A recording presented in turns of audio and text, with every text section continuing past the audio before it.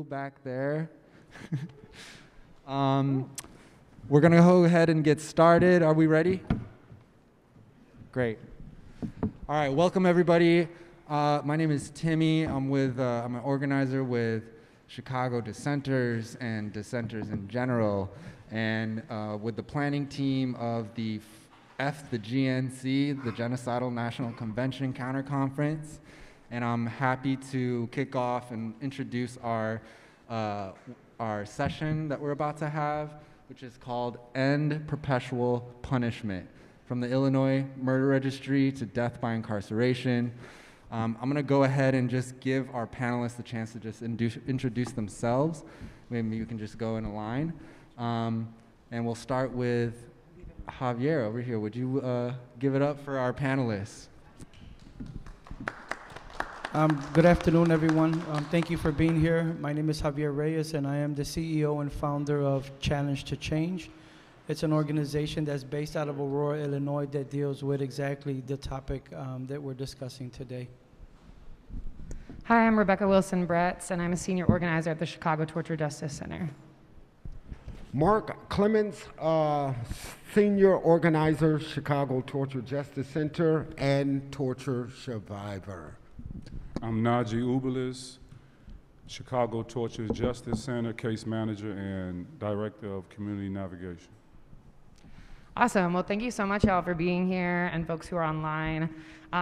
Really quick about the format today, we're going to be talking about the Illinois Murder Registry and CTJC's campaign to repeal it, building communities, not prisons, which Javi will talk about, a little bit about connections to U.S. imperialism, and then we'll have time for questions at the end.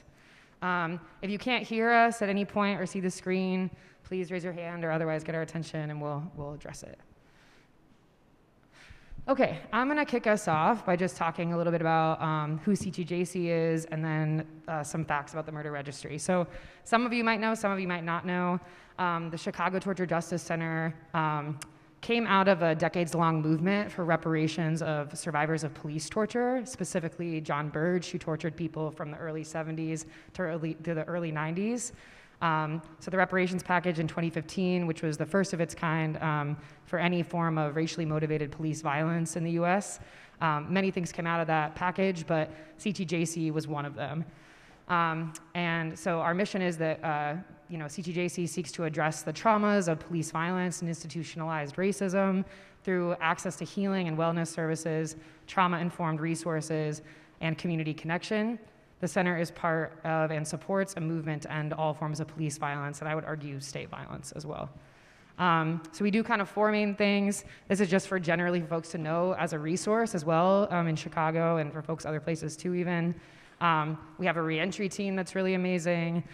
We do case management and community navigation. We have free therapy and counseling for survivors of any form of state violence and their families. And then we have an organizing team, which is Mark and myself.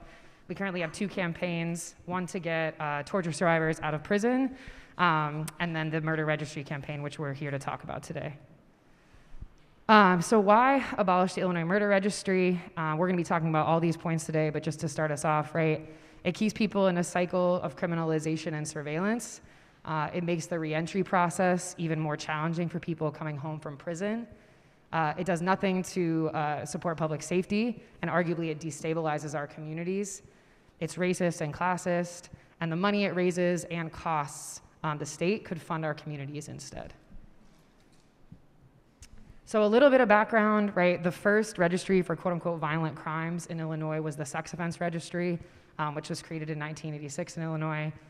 Later in the 2000s, people with quote-unquote non-sexual violent crimes against youth were added to the Sex Offense Registry, even if their crime was not considered sexually motivated. And then in 2012, the Illinois Murder Registry was created. And that's for adults who also have quote-unquote violent crimes. And I quote that because violent crimes is a made-up category, right? The Illinois Murder Registry is formerly known as the Murder and Violent Offender Against Youth Registry, even though only half of those listed have victims that are under the age of 18. And most of the crimes that require people to register are actually not murder, right? But we know they use this language of murder and youth, right, as very inflammatory language. So now it's one of 5 in all across the country in other states of these sort of violent offender registries. And part of the reason why it's important for us to be talking about this is not obviously only the impact, which we're going to be talking about today, but also because registries are growing in popularity nationally. There's talk at the national level to create a national domestic violence registry. There's talk in Illinois of creating a domestic violence registry, right? And they're basically just trying to surveil, right, and keep people as much as possible and keep as many people as possible in cycles of criminalization to make the reentry process even harder, to stigmatize them, right? And we're gonna be talking more about all the ways in which that happens. Some other key facts, people have to register annually for the murder registry, or weekly if they are houseless. And they only get notified as they're coming out of prison that they have to do this. So they don't get notified every year, right, when they have to register. So of course, many people miss their registration date and then they get a failure to register charge. And for some people, that means they have to literally start over the 10-year period of registration, right? So they could be at 9 years of registering, miss their registration date, and then have to do another 10 years after that. For many people, right, a failure to register charge means getting rearrested, right, can mean all types of things. Also, people's addresses, their names, their dates of birth, and their photos are all listed publicly, right, which Najee's going to talk a little bit more about how that impacts people. But, and then people have to notify the police, right, if they even leave for a few days, right? There's huge levels of surveillance. And then it impacts everyone in the house, right? Because police can go to someone's house at any time without a warrant who's on the Illinois Murder Registry, right? So we've heard stories of this impacting, right, loved ones, partners, children, right? All those types of things, because police come in the middle of the night for absolutely no reason, just because someone is on this registry. And there are currently over 8,200 people who are on the registry, so it impacts a really significant amount of people in Illinois. This is my last slide, and I'm going to hand it off. But the biggest question, right, that people kind of ask is, well, we need this for public safety, right? People, broadly, I think it's the rates that I've read of polls is 95% of people support public conviction registries, right? People support it bipartisan. They're generally very supported. Because I think they provide people an illusion of safety and control, right? So people think, okay, I can look up people that live next to me, right? I can know who to stay away from, right? But I think a lot of folks in this room know, right, that that's not how harm works, right? And that's not how violence prevention works, right? These things, often people who harm us, right, are people that we know, right? And that's surveilling people, right? The state surveilling people is not keeping anyone safe. And there's actually 25 years of research, predominantly around the sex offense registry, that proves that that's not the case, right? It doesn't lower recidivism, it doesn't prevent violence or reduce rates of violence within the community, right? Because it doesn't actually get at the root cause of violence. And shout out to the Chicago 400. We got Jordan over here, who's going to be an organizer with them soon. They're a group that's been fighting to get rid of the sex offense registry in Illinois for a long time as well. And we deeply support their work and the work to get rid of all registries, because we know that they don't keep us safe, right? We keep us safe. And then really quick, the social issues, right, that we must be addressed, as I'm talking about, right? If we actually want to address violence, we have to resource our communities. We have to address cultures of domination and oppression, right? None of that is happening with these registries. And in fact, most people who are harmed, right, are harmed by people who are not on these registries, right? Illinois, just so folks know, has one of the most robust registry systems in the country now. We actually have 5 different registries. So we've got the sex offender registry, the murder and violent offender registry. We have a methamphetamine manufacturer registry, an arson registry, and a gun offender registry. So it's growing and growing all the time, right? And we need work that's trying to get rid of all of them. Because again, they keep folks in these cycles. So yeah, right? Ultimately, right, the money, the energy, all of these things that go into these factless laws could instead be going to actual prevention and public safety strategies. And I'm going to pass it off to Mark. Man, I forgot my own mic.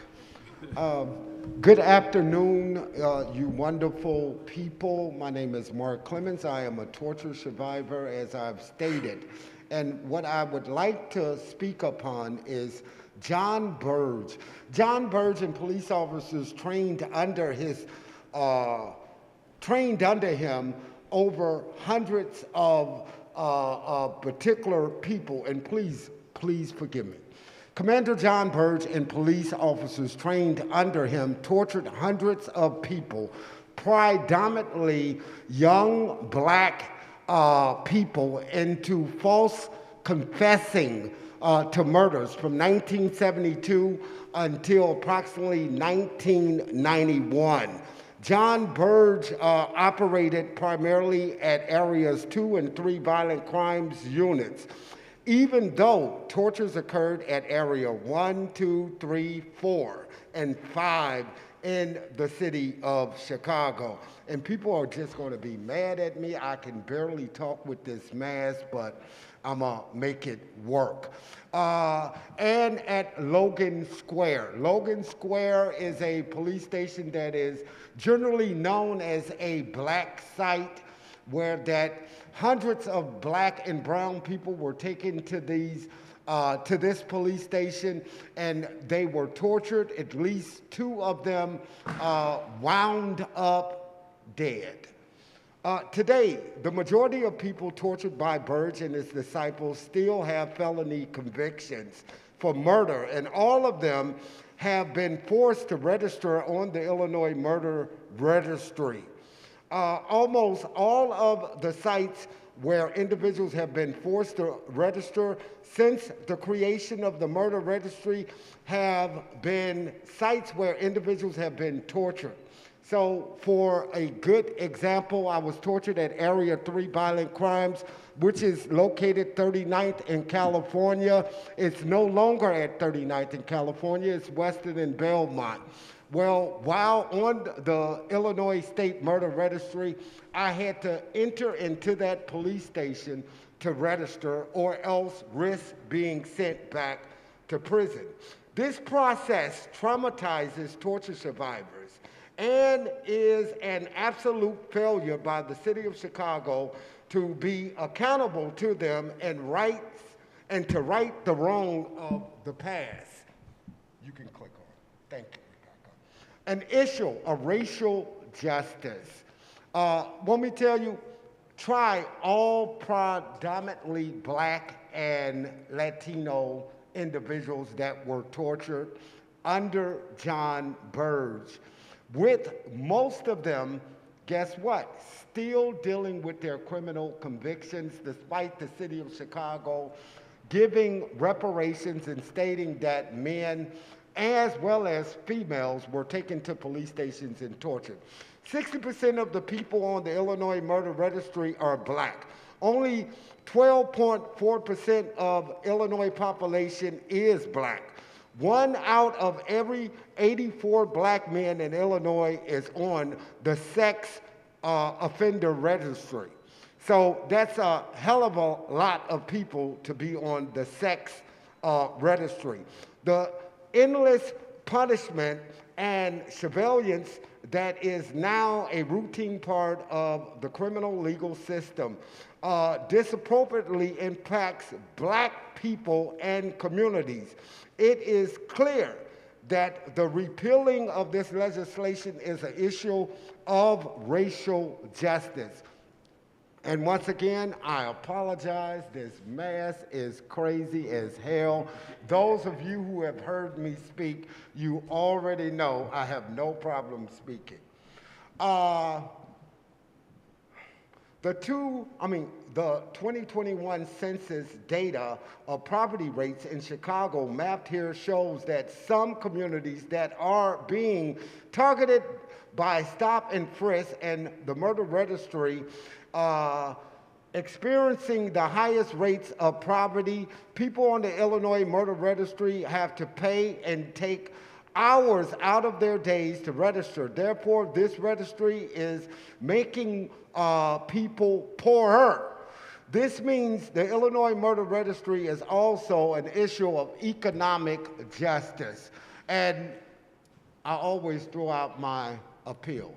I'm asking you young people, let me tell you, I'm old now, okay? I used to make a lot of goddamn noise, can't quite do it anymore. I'm asking you to have a heart and to get involved with this particular issue. I think it's Tanaj.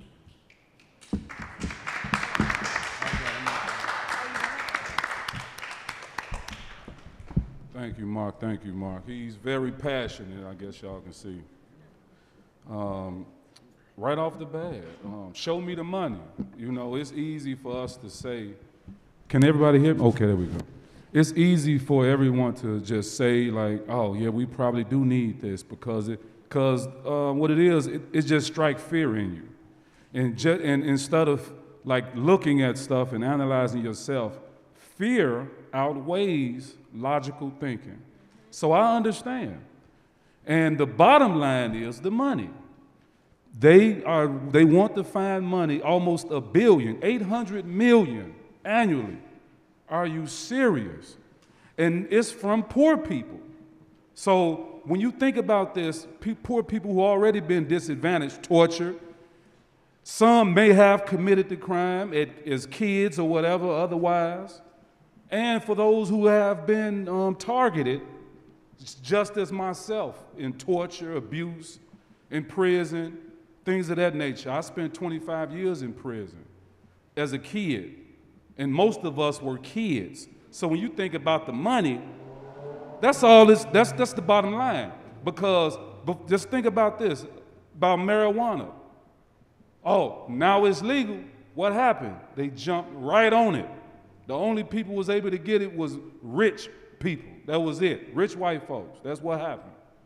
While myself and others, and I wasn't even smoking marijuana, if they just say it's in your car and they're going to snatch it. They're going to take it. So it's a smack in the face to get out, and now I have to do a registry.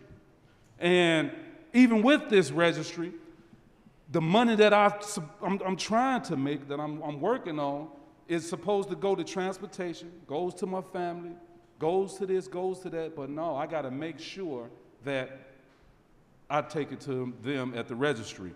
And it says, according to Illinois Murder Registry legislation, all registration fees are deposited into the Offender Registration Fund. It makes it sound so good on the Offender Registration Fund. We doing some good. No, what you're doing is you trying to take water out of a turnip. Ain't that what my grandma used to say that? Why are you squeezing people that already don't have anything?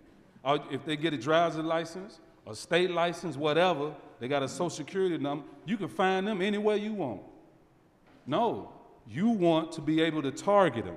And when you target people specifically just for the monetary gain, because in prison, what they used to do, and they still do, what they do is when someone come there and it's full now, but there's no one in segregation, guess what they're going to do? They're going to find people to put in seg, because they got a bunch of people that's coming off the street that they made sure that they violated parole in some way because of the registry. And in keeping that in mind, talking about my testimony, I have a personal testimony, not just of myself, but also of other people dealing with the registry.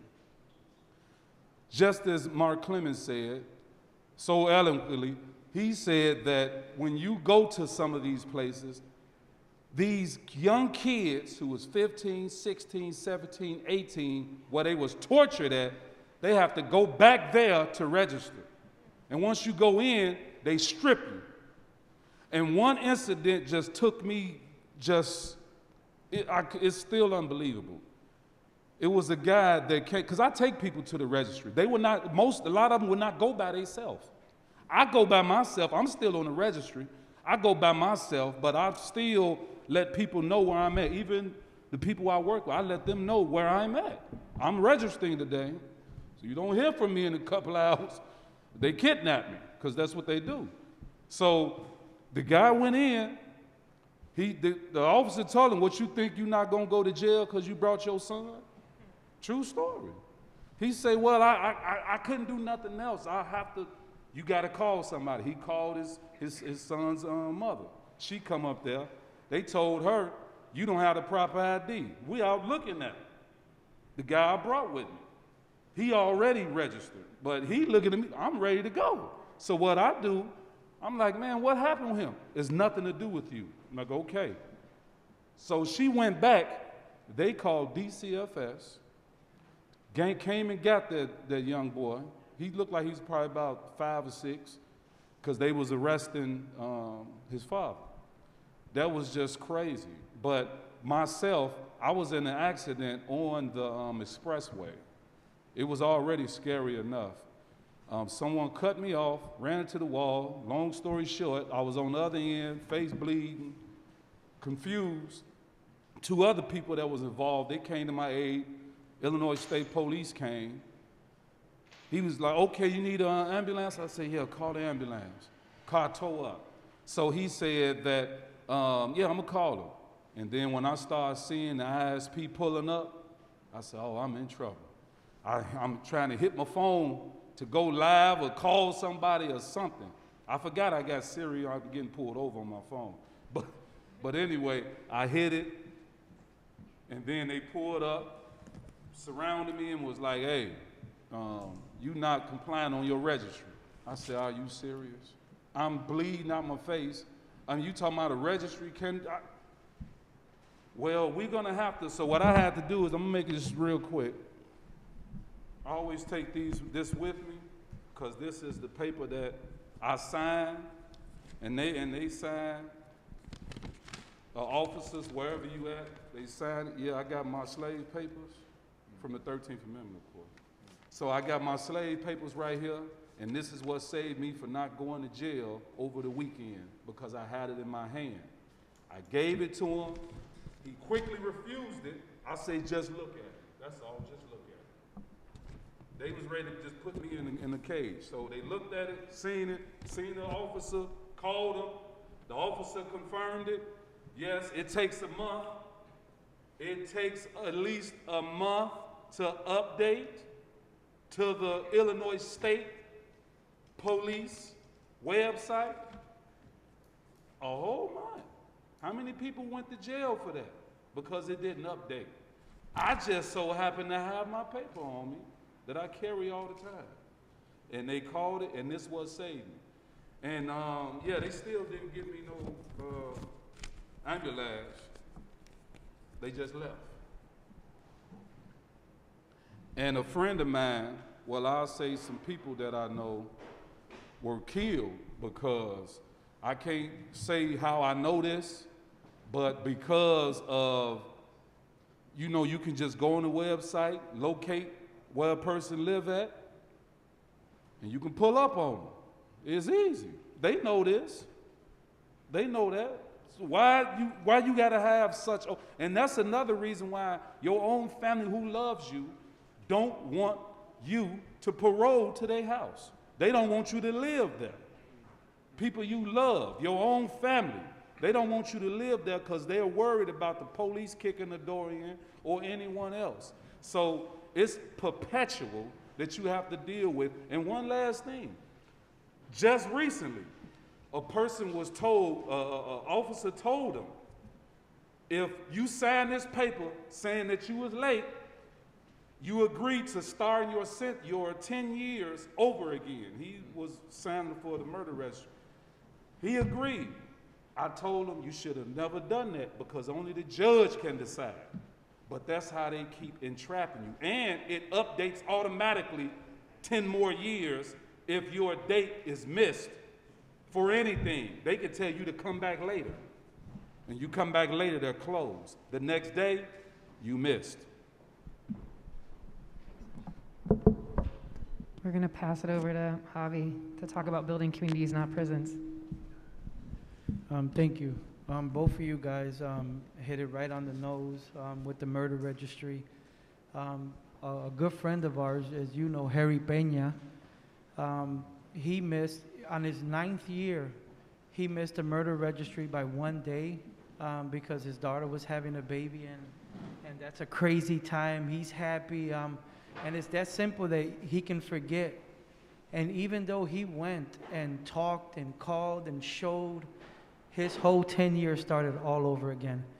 And we're talking about a person who's a staple in his community, who runs one of the largest reentry facilities, housing, food, resources in the Hermosa district, who's been a law-abiding citizen, taxpayer, a grandfather, a husband, a good neighbor, for the past 9 years, and just an oversight of bringing forth his brand new grandbaby, it slipped. And there's no one, like he said, there's no one that you can talk to that's gonna say, because the system automatically does it. And if we know how government works, they're strictly on policies. But as soon as you get them, it's a different thing. Yeah. But if you violate any norms or anything like that, you're going to pay the highest price. But going to building communities, not prisons. I'm going to read you their mission statement because it's truly important. Building communities, not prisons, is dedicated to fostering safer, healthier communities by investing in education, economic opportunity, and restorative justice rather than incarceration. We aim to break the cycle of criminalization by empowering individuals and creating systems that support rehabilitation and community development.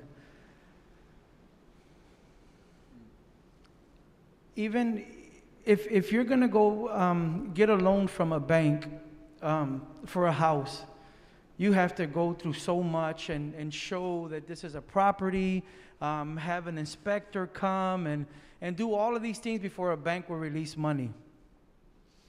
But our governor just gave almost $1 billion without a plan, without anyone requesting or saying, hey, this is what we're going to do.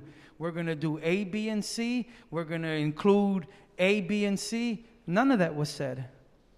But still, almost $1 billion was given to rebuild prisons without even considering the impact this would have on everybody as a whole.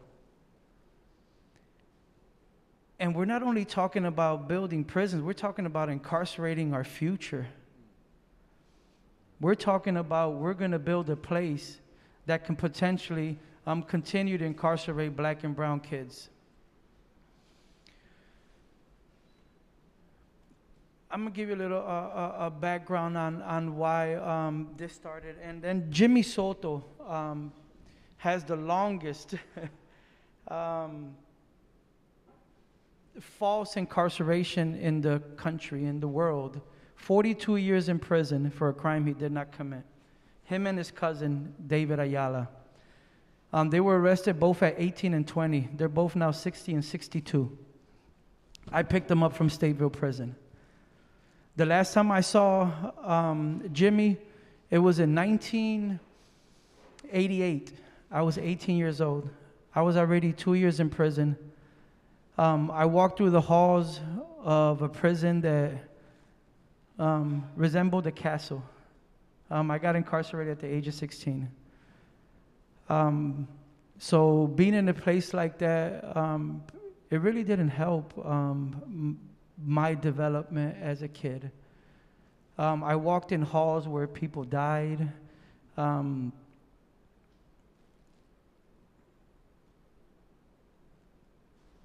People still think that prison should be glorified in my community and stuff like that because it's been part of our culture for so long. We celebrated someone that went to jail or came home. But on June 19th, a 51-year-old man by the name of Michael Broadway died in Stateville in the upper galleries because he couldn't breathe.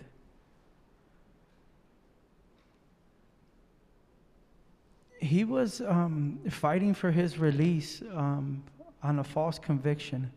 Another person that has claimed his innocence since his arrest. And he died because of negligence by the people who swore that they are to protect him as when he's doing his time. We fail as a society to view the process of when you're incarcerated. When the judge sentences you to whatever time he doesn't sentence you to be tortured. You're paying a debt to society, which we all have come to learn, that has interest that never goes away. Even though we pay that debt with body, mind, and soul, that debt continues to exist because we'll never pay that interest off on that debt. And there's a paper trail, which we call a murder registry, and I want to show you a data that's out. There's 3,633 people on the murder registry that includes men, women, and juveniles. From the age of 11, I was on another registry, a gang registry. 11. The same officers under Byrd who were trained to terrorize black and brown communities because they almost felt like it was like a hunting ground for them. Because every time I came out of a gang, I wasn't looking for an enemy, I was looking for the police. So every time I walked from my cousin's house on Mozart and Augusta to Francisco and Walton, I got stopped maybe 4 or 5 times by different police officers asking me what gang I was in. And every time I said I wasn't in a gang, I got a slap in the face or a punch in the stomach. Until I finally said, yeah, I'm in a gang at the age of 11. I wasn't in a gang, but that stopped him from beating me up every time he saw me. So from going from him stopping me every time he saw me with my cousins, now I started to get pulled into the police station anytime a crime happened in that community. Because I was in a database where they had my address and can go pick me up in my community to stand in a lineup.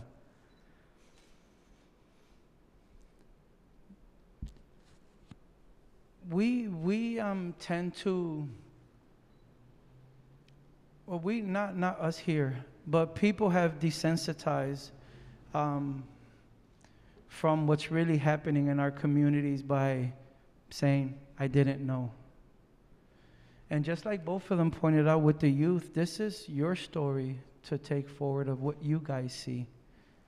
What you guys are learning by being part of what's actually happening now. Social media has made it so readily available where you cannot get out of a car and beat someone half to death and just throw him in the back of the car and say he died of his injuries. Or he tried to run. They can't do that no more. So now with this availability and this information that's out there, then we have a conscious obligation to either stand for this or just kind of be part of the problem. You can't say that you don't know anymore. No one can. Because what happens all the way in a little remote country in the Congo, we know about it all the way over here. So every time a black or brown kid or anybody is killed under the guise of law enforcement, institutions that incarcerate you, everyone knows about it. I'm going to read a little a background here for you guys. It says on June 15, Michael Broadway died while in custody at Stateville after Illinois Department of Correction medical staff failed to treat him as he struggled to breathe in deadly heat.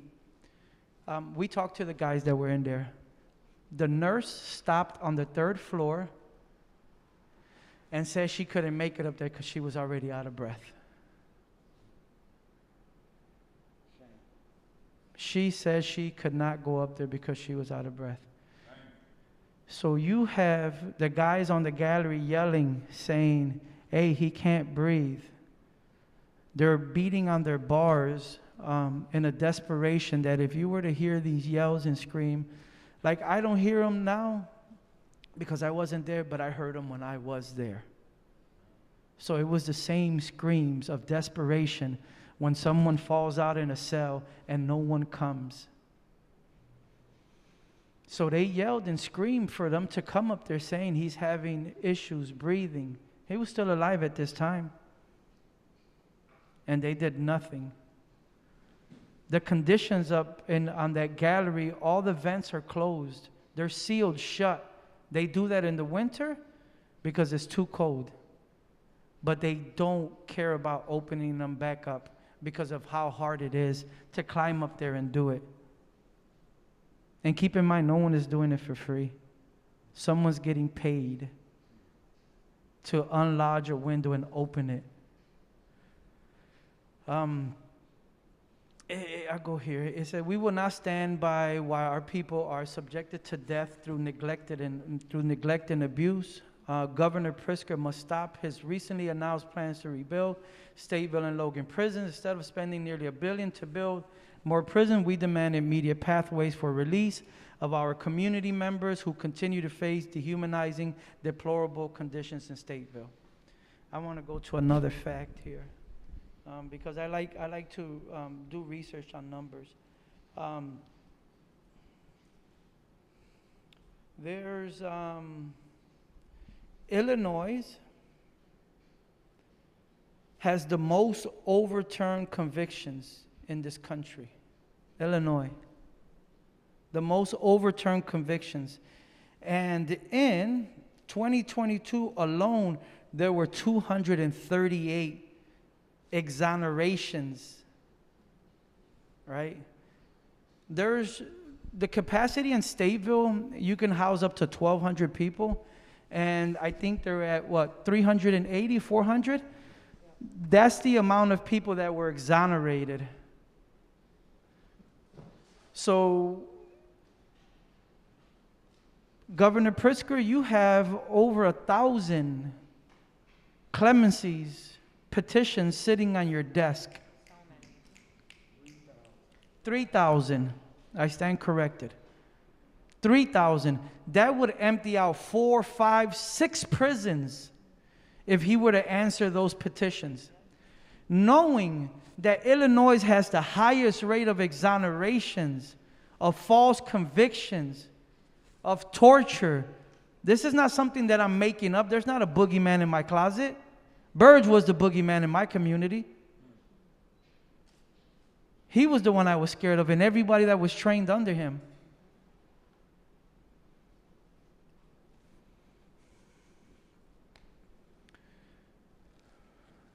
We already know Governor Pritzker has announced his $1 billion to this stuff.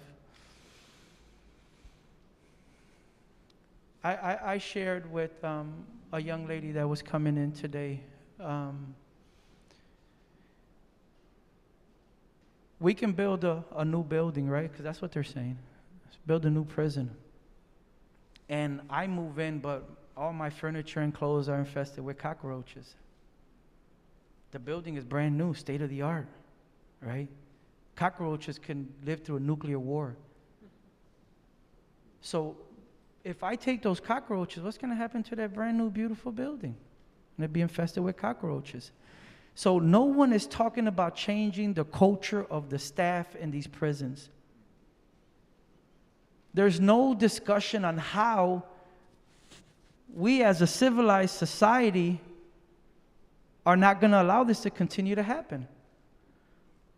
If we can invest on the structure, which is brick and mortar and pipes and stuff like that, why are we not investing in humans and people that can impart love, that can impart wisdom, and that can raise a village?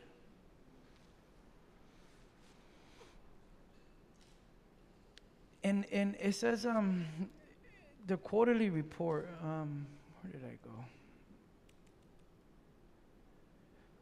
The Illinois Department of Corrections later quarterly report revealed that every single prison in the Illinois system is operating under capacity. Right? Operating under capacity. Just like Stateville.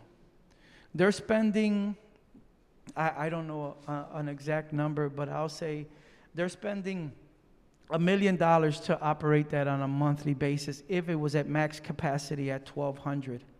They're operating at a third of that. But there's enough guards for 12,000 people, for 1,200 people.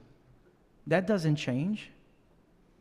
We're still running a prison as if it was at max capacity, and we're doing that through all the state of Illinois. So if it takes $2 million to run this prison at the capacity that they're at right now, they're still running it as there's 1,200 people in there. So that's a waste of our money. that I go to work for and get extracted on taxes to support something that I have no qualms with dismantling. We have people dying in these prisons, and it's not only because of heat. We have medical conditions that are subpar. We have people that go undiagnosed with cancer who come home and die a year later because of long lengths of stays in prison where medical was subpar. Where if you went there with a problem, you were told to drink water, or if you're not bleeding, well, I can't help you. And for you to get sent out to get checked by a real doctor, is slim to none. You would have to get stabbed. You would have to get beat, like beyond recognition, to be able to go out. But if you complain of a legitimate pain, or I don't feel right, I found this lump, what is it? No, go back to your cell, inmate.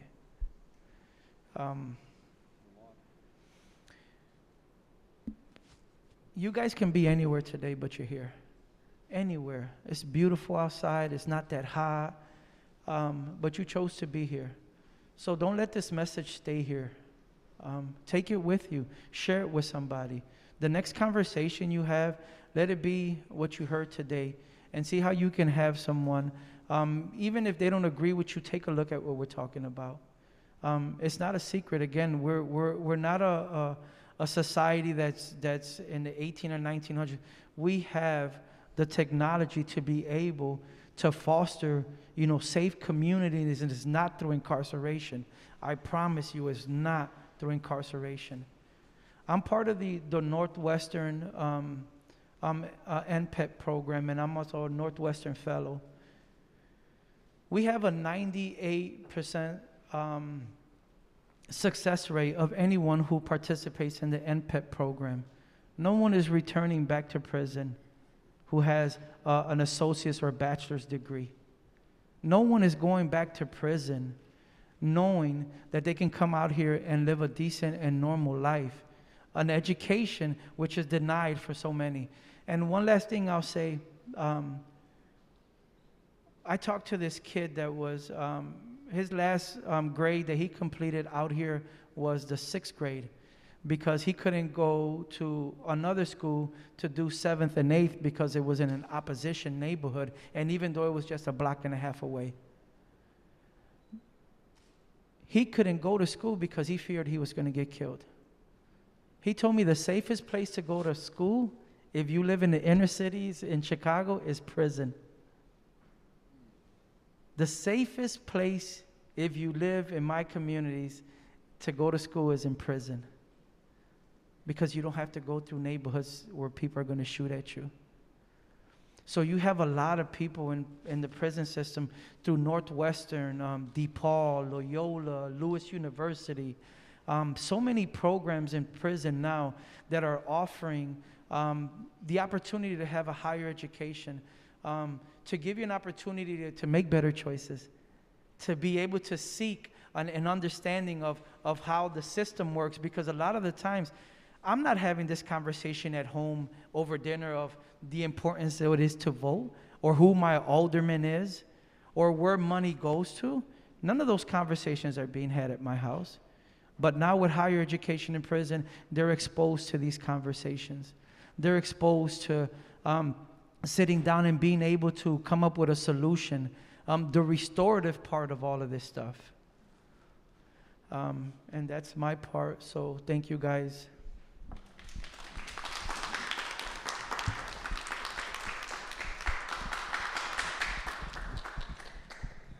So we're going to talk just a little bit about some of the direct connections between the things that we've been talking about and U.S. imperialism, and then I think we'll have a few little action things and open it up for questions.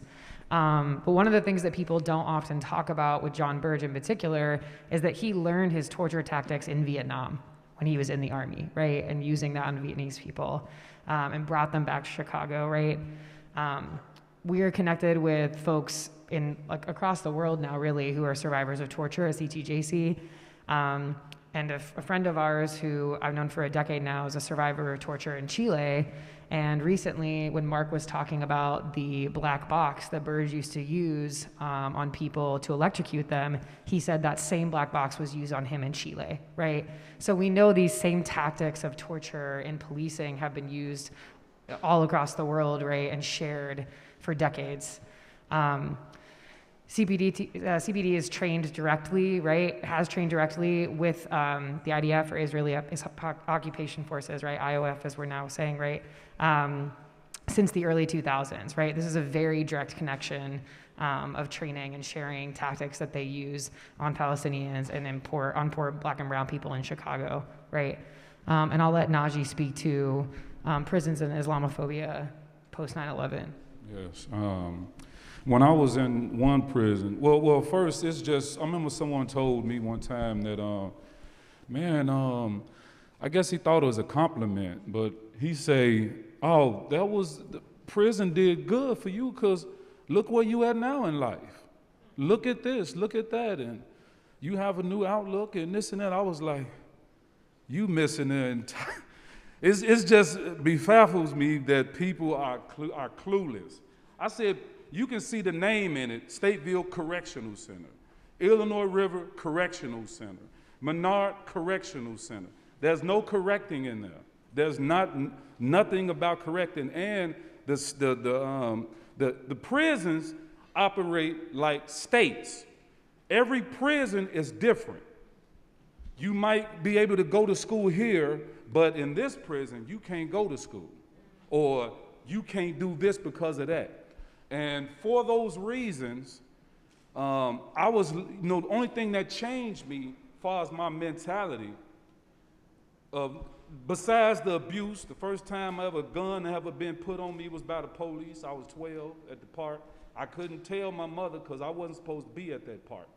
They was trying to figure out who was in the building. They asking a 12-year-old. I don't know what's going on, but in retrospect, y'all was on a stake. Why is you asking me?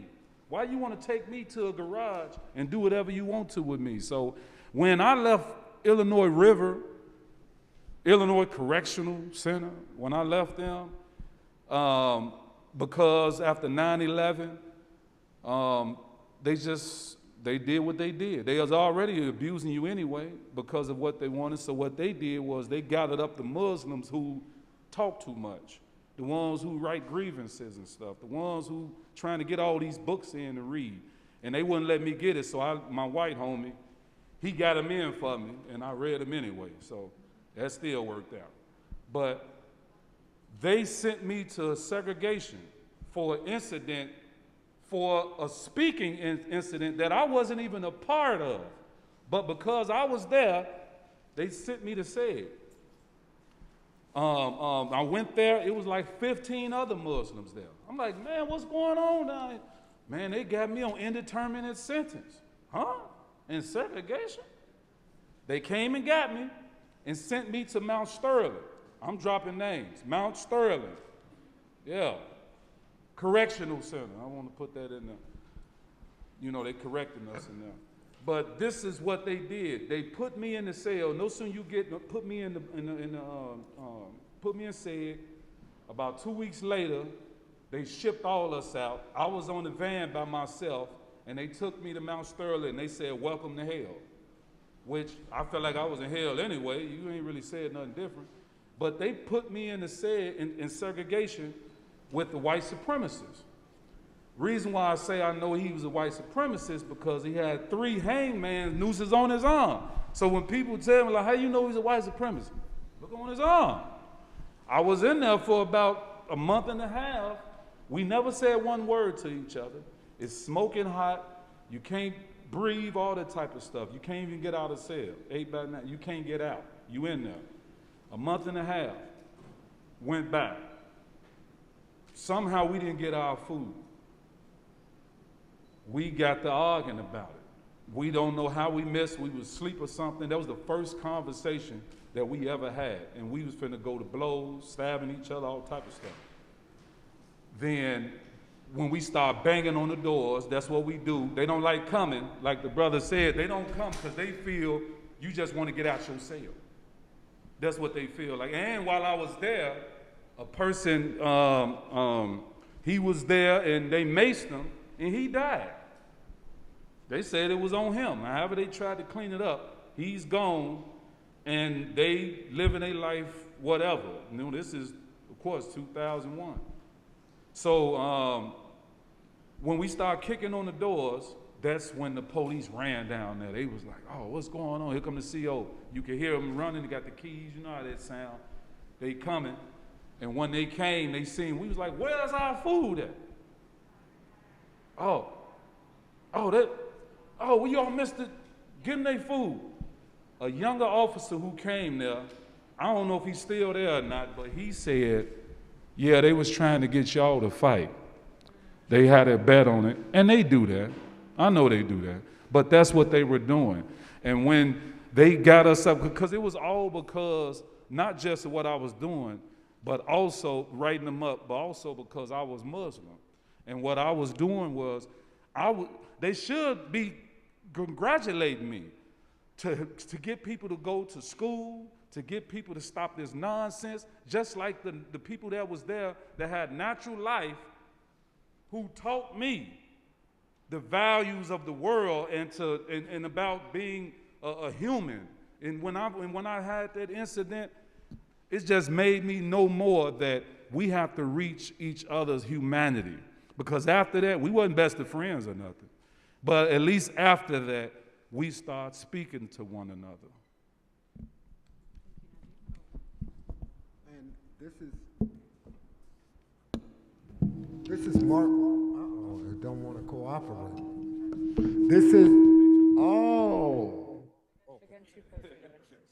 Once again, this is Mark Clemens. And I just want to, maybe if I get back. That's fine. Oh, okay. Turn that one. Now we are okay. Once again, this is Mark Clemens, and I just want to bring up an incident that took place with me. I've been out of prison for 16 years. I served every bit of my parole. And to now be told that I have to register on a Illinois state murder registry. Of course, I was reluctant, but I did. After serving this parole time and now registering, back in 2017, I checked with the police department to find out what day I would have to go in and to register. I was told that I was off of the list. There was no need to come in and to register. Well, in 2020, we did a protest outside of the Cook County Jail. It was, approximately 2,000 or 3,000 people. Well, I was fingered out by the FOP. Hey, how y'all doing? So they knew that this warrant had been taken out for my arrest. So they actually started a big-ass manhunt looking for Mark Clemens. They raided family, households. They end up finding me the next morning. No, I'm not answering my door. You can bang on the door all day long and say police, police all day. However, they did get a key. They came in. I was arrested for failure to register. Okay? Well, let me tell you, I recorded the conversation between me and that police officer. So if Fox was sitting right here in this seat, she's going to say, well, guess what? I don't bite down to anyone, including your governor, including your president of the U.S. of this stinking country. The bottom line of it is you took me into custody. You're listening on this tape, this police officer tell me that I've completed my registry. No kids here. Damn if the tape is good, damn if the tape is no good. That's your laws. Your laws say that I have to inform someone that I'm taping them. Boo-boo, I didn't. Now you hear this conversation. What are you going to do? So yes, Fox dropped the charges, but I wanted to bring this point out to show you just how easy it is to be arrested when it is the police fault. So until, I'll say, the pandemic hit, you know, I was pretty vocal all over the city of Chicago. The pandemic hits. Uh-oh, I turn out like my natural age, an old man, meaning it had something to do with my body. In closing, to make sure that you wonderful people have your comments, I will say this. Change looks like to me you young people getting involved. It is so very important that you get involved. That don't mean that you gotta like me, but the issue is so very important because what about your brother? What about your father, your mother, your community? That's who this stuff affects. No, I'm not on the Illinois State Murder Registry. I could care less of the Illinois State Murder Registry because it is an illegal law that should have been never even approved by the General Assembly. However, it was approved by the General Assembly. So as a person who spent 28 years inside of a prison, raising hell inside of the prisons, and now coming back to this wonderful environment, and the reason I look around is because it's a lot of work to be done. What I'm asking of you people is to get involved. Get involved with the Chicago Torture Justice Center. Many of you know me as the torture survivor. Many of you know me as the Hellraiser. Well, what happens when the Hellraiser can't go anymore? It's very, very important to protect our community and our families. So please get involved with the Chicago Torture Justice Center. Thank you. Thanks, y'all. Oh. Okay, here we go. Yeah, so as Mark said, I'm going to leave these up here for a second for folks to get. We do have a report on the Illinois Murder Registry that we wrote about a year ago, collected a lot of testimony, did a lot of research. So please check that out. I think it's really important for folks to educate themselves on this, especially because, as we've talked about, right, registries are largely supported by politicians and the general public, right? So, you know, it's good to know your stuff. We are trying to get a bill out in the spring around this. And so if you follow our socials, if you get on our mailing list, which is just at chicagotorturejustice.org at the bottom of the homepage, you can follow what we're doing and get involved when we have action days and things like that, lobby days. And then same for Building Communities Not Prisons. They have an involvement form that's there. I made a little bit.ly link for it. And there's a really important article that some friends and comrades of ours just wrote, Erica Miners, Beth Ritchie, and Ash Stevens, on why we shouldn't be spending more monies on revamping or building new prisons, and why we should close them instead and fund our communities. But we'll move to questions. Beautiful. Can we just give another round of applause for our panelists?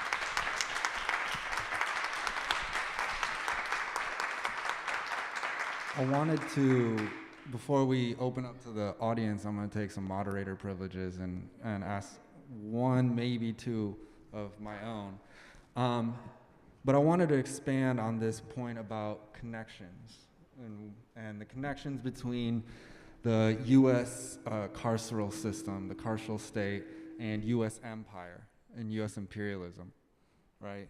And in some ways, I would say it's not a connection, but it's more of that process of finding the connections. It's more of a process of learning the ways that they are shared structures, right?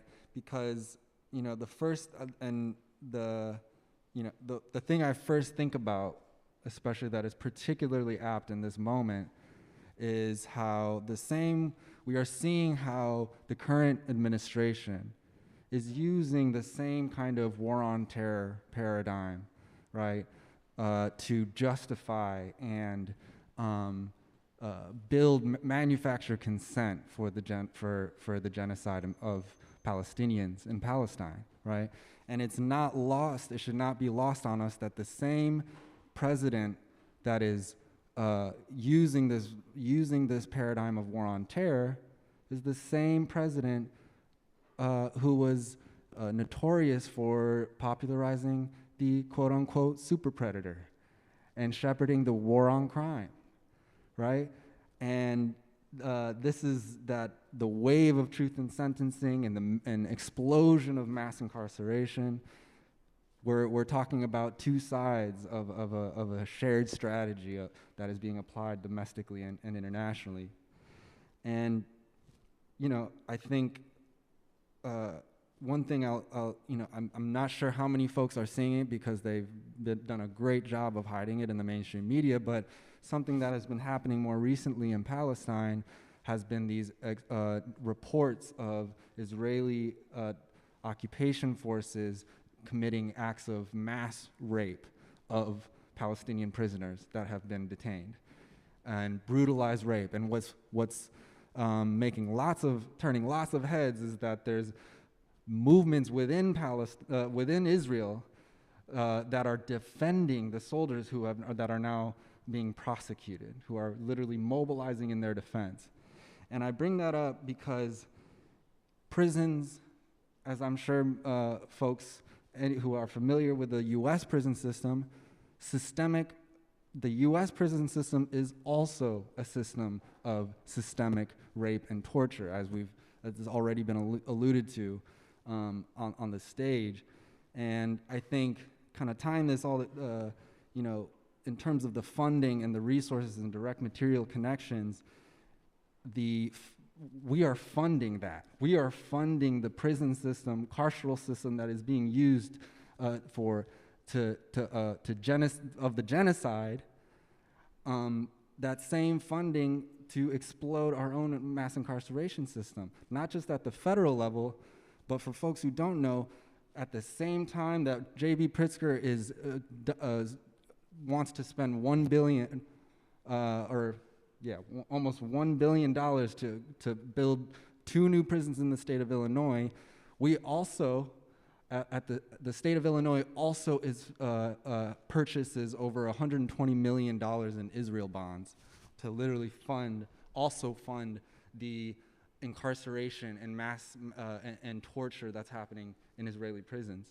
So the connections are plentiful, and they exist even in our own home state. It's the only foreign government that's receiving funds from our state treasurer of Illinois. And, I bring this up and I want to tie this back. Our last panel was called Sharpening the Tip of the Spear, Prison Abolitionism and Inside-Outside Resistance. The moderator of that panel, Yolanda, her grandfather is a Palestinian political prisoner who was imprisoned in Israel, but then also moved to the U.S. and was imprisoned in the U.S. as well. And she made a pretty powerful point that, a lot of folks talk about, oh, it's worse over there, it's worse over here. And from her grandfather's perspective, what she said is, no, it's the same. The only thing that's different in the U.S. is they've refined how to hide it better.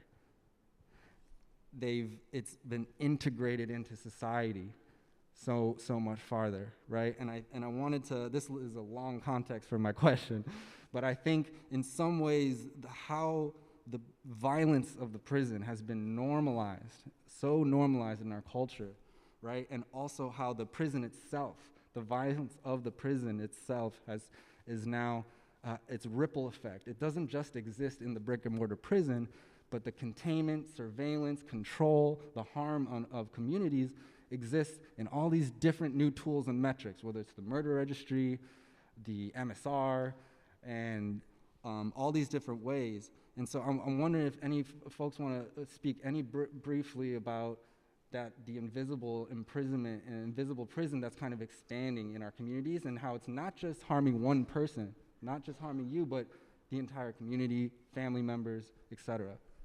Well, I'll speak a little bit on that. I was arrested as well for that murder. I just don't speak on it because I get emotional kind of, because I was married and I had like a 3-4 month old child at the time. So I don't really speak on it. But even, like even in the report, it spoke about, it has in the report where it talks about how Israeli occupation force, IDF, what I say, occupation? Oh, yeah. Okay, I'm just making sure I'm in the right room, Before it wasn't in the right room, hey, well, hey, that's what it is, man. Sorry. But the Israeli occupation force, they came here openly. We was able to see it. We don't know how long they've been here, because we can go all the way back to Reagan when he said he didn't know what was going on. Y'all know the history. But when they train law enforcement, they not just training Army and Navy and all. They train in regular police officers, and guess what? Correctional officers. I was there when the change, you could see the change. You could see something is happening around. What's going on? And this is right before the towers.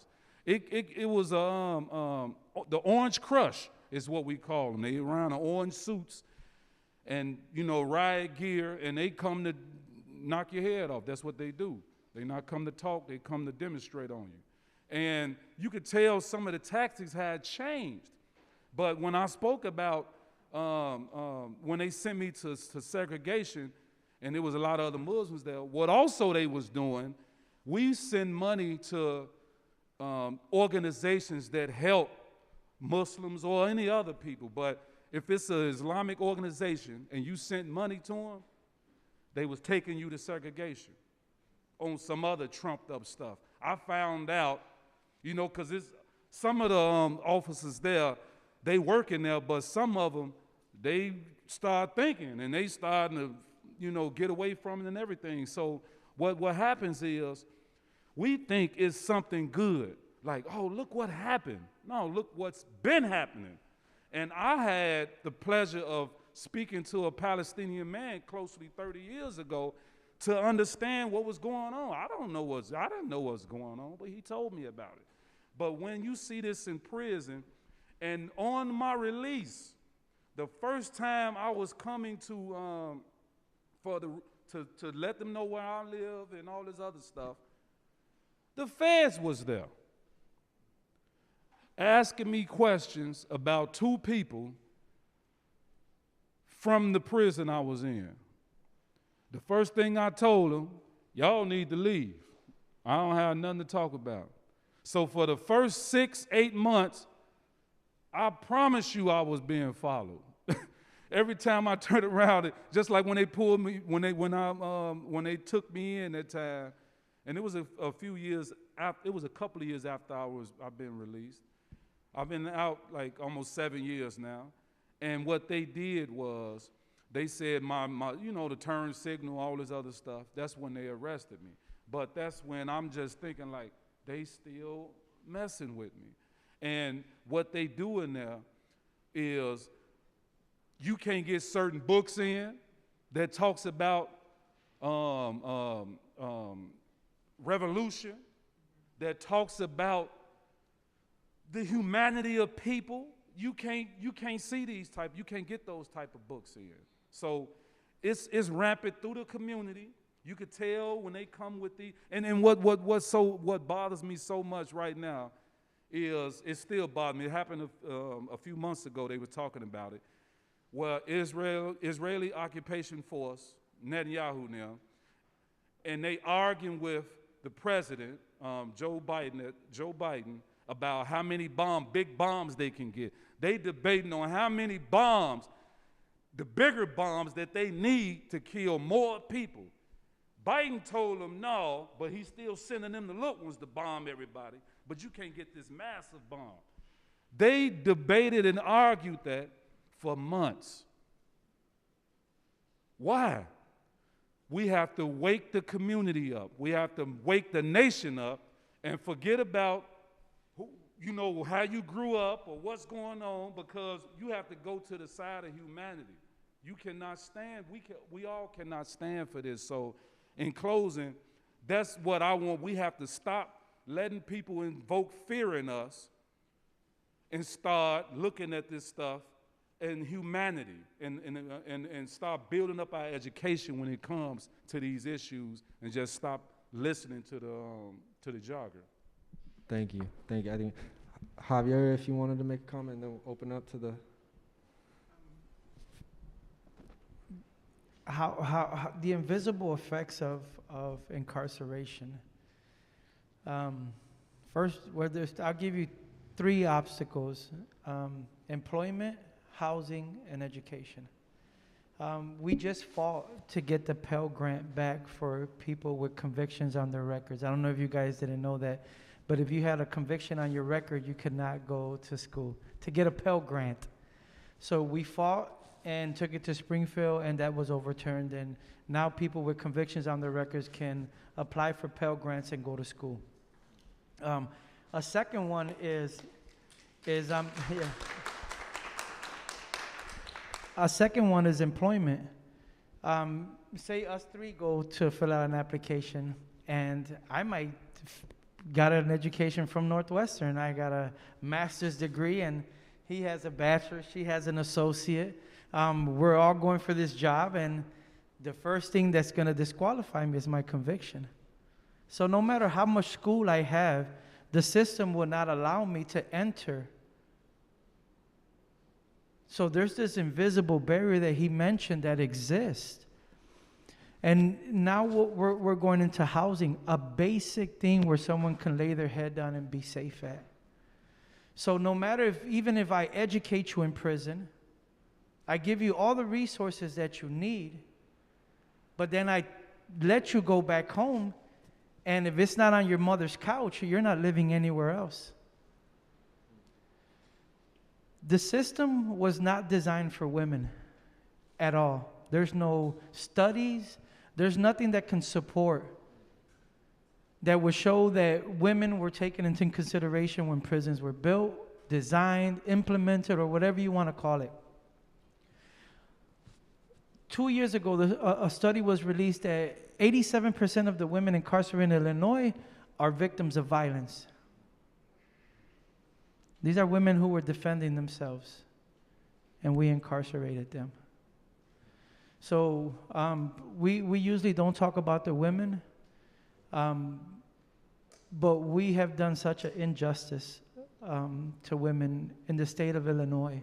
And across this country, even going to Palestine and hearing the atrocities inflicted by those who have sworn an oath to protect, in all capacity, human life.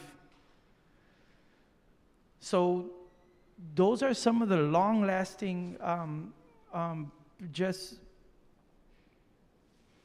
deterrents that anyone with a conviction, and here in Illinois, there's over 4.9 million people who have a conviction on their record. And a conviction, we're talking about a misdemeanor.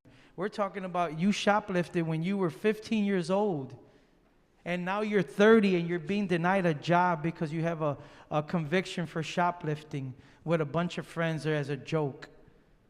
So these long-lasting punishments are just invisible barriers that every day when I wake up in the morning, I have to deal with.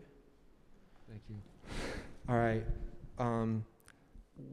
Your comment just made me want, I think we need to start talking about how prisons are death camps for the poor. Prisons are, we're talking about poverty. We're just incarcerating poverty. and that is a policy choice. That's a policy choice, that an intentional organization of poverty, impoverishment in certain communities that have been deemed unworthy of access to resources and life and living. But with that, we have a mic runner to open up. We have time for a couple questions.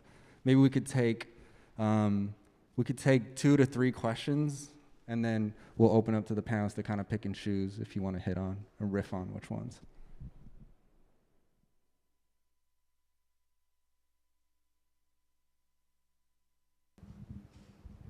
Hi, all. Thank you so much for everything you've shared so far. I'm going to keep my question very short and simple.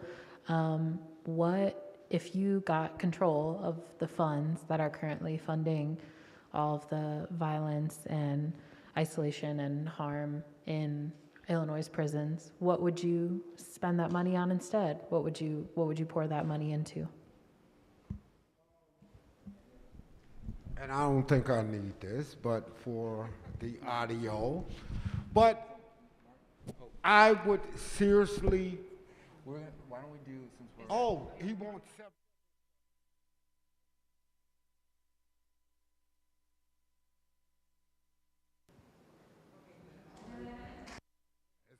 They want it so important. I would invest into the poorest communities of Chicago. Housing. And if I didn't give it to housing, it definitely would go to health care. We are wasting entirely too much money.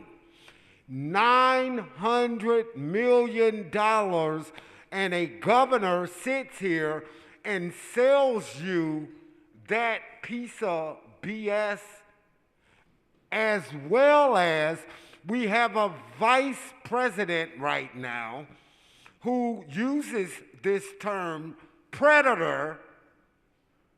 But hold on, didn't we get on Hillary for that? Didn't we get on other lawmakers for that? But we're over here down the street basically kissing their ass. We have to change that narrative.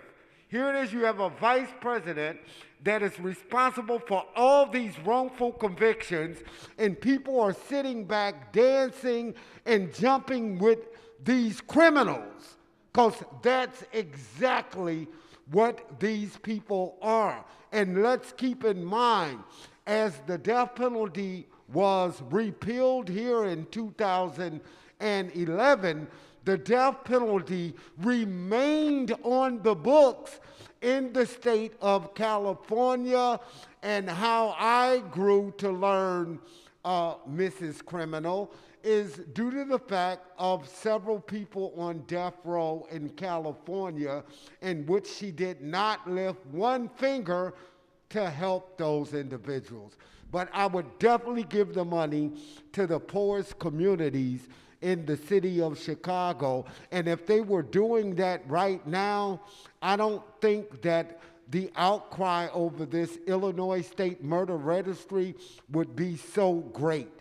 This is a piece of legislation that never should have gotten enacted. It was what they say, tib for tab, due to the fact that they wanted to try to get a young man to serve more time behind prison walls, and they attacked everyone but him.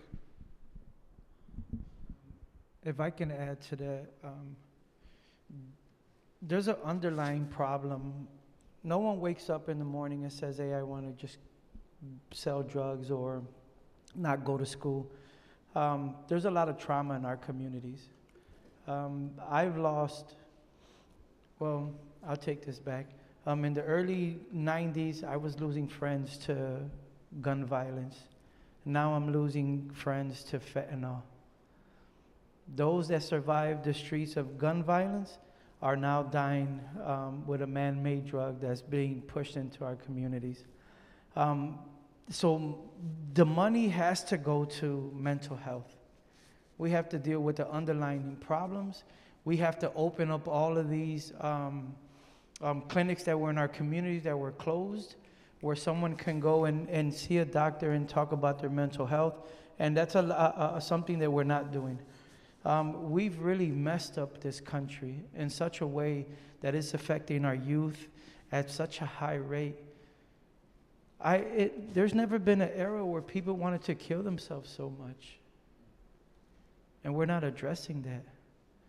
We're talking about kids who think that it's so terrible that they rather not wake up and hug their mother. They rather not just get up and start a normal day, that they rather not be here. At what point do we and Naj touched on humanity, when do we say like just ni uno más, right? Not one more, right? Nobody should have to just experience that type of lifestyle in this country. And we're so great, you know, we're a superpower, right? We have billionaires that are all over this country, you know. We have the best doctors, the best technology. We have the best of everything. But we don't have the best common sense. And that's destroying our communities. That's destroying our youth. That's destroying our perception on what's right or wrong. And we're not respecting the young voices that are screaming at them, that are yelling at them, that they're organizing, that they're going into the streets and putting their bodies in danger. Right? Not only for what's happening here, but what's happening in Palestine, what's happening in other countries. We're not sitting idle no more, just watching this shit happen. We're just not. You guys are not.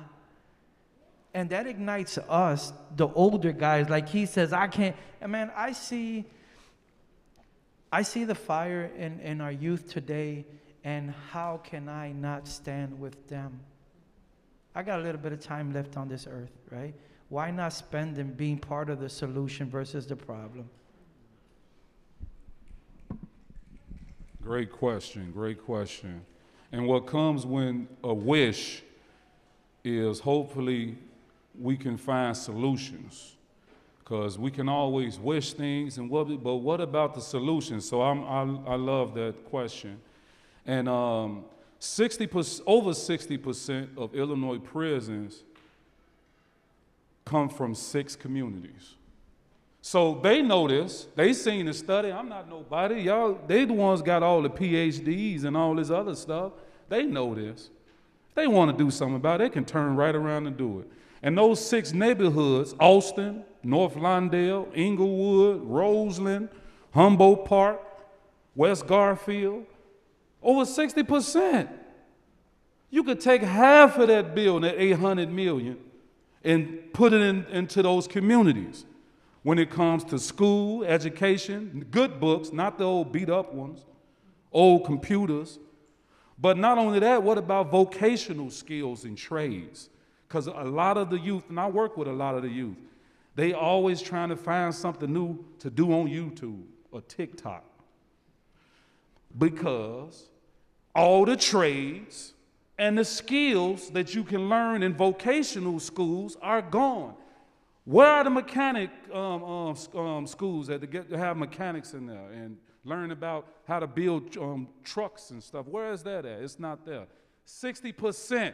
If we can look over 60% at these 6 communities, most of it is solved. But that's not the way it works right now, because it's all about the money. That's what it's all about. We got to squeeze as much as we can from the poor and disinvested communities and say, it's y'all fault. You should have pulled yourself up by your bootstraps. That's what you should have did.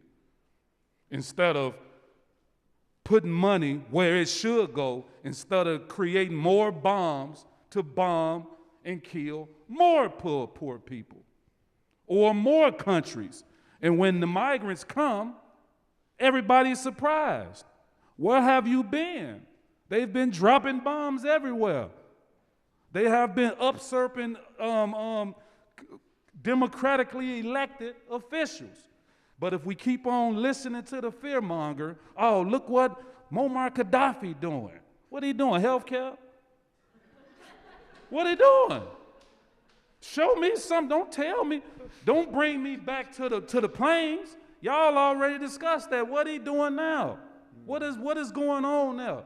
And when you start talking about creating your own currency in Africa, changing no, we're not finna do any of that. So it's all about, when I hear this, because I watch all kind of news, I'm independent, Democrat nor Republican, but I listen to everybody. I know some people that can't stomach listen to Fox News. I listen to it until I can't stomach it no more.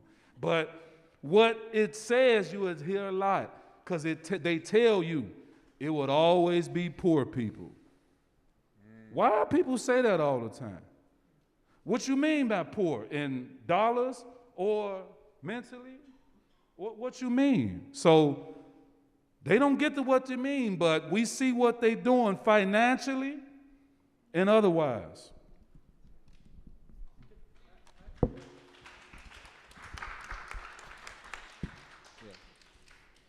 He touched on something real important on immigration. If you think back on Ellis Island, when all of Europe came into this country, and the reception they received, the Statue of Liberty, all these boats, all these people lined up just to give you automatic citizenship. This is all of Europe. But here comes a darker class of people into this country the same way, in drones, hundreds of thousands, just like in Ellis Island back in New York. And look at the indifference of how that population was treated and to the population of immigrants that are coming in now. They're criminalizing them through the door. Over there you had to register. They didn't even care if you had an ID. They didn't even care if you had a name. Whatever name you wanted to pick, that was your name. Pinocchio, that's my name, right? It wasn't a big deal to allow someone who was fleeing from persecution to come to the world's melting pot to look for a better life. But that's not the case no more, because it's all about money. So we're treating a whole class of people that is coming to this country the same way they did back then in Ellis Island, and we're criminalizing them. We're not allowing them to work. We're not giving them housing. But we're telling them, hey, you guys are going to be all right. So that's not all right. To close this out, I'm thinking a lot about how one of the biggest lessons I've learned and things I've admired about the Palestinian resistance and the Palestinian struggle has been the forefronting of the importance of supporting political prisoners, Palestinian political prisoners, and the way that in the Palestinian movement, political prisoners and leaders within the prisoner movement, both inside the prison and outside, are honored. The community, and are thought of as the heartbeat of the movement. And I would just say, I would urge our everybody listening in our community and our movement to, that this is our heartbeat right here. And we gotta tap in and get involved. So I appreciate y'all so much for this panel. This is beautiful. Give it up for our folks. And we want to say thank you to all of you for coming, and thank you so much to dissenters and everyone who's worked on this counter conference. It's amazing to be a part of, so we appreciate it.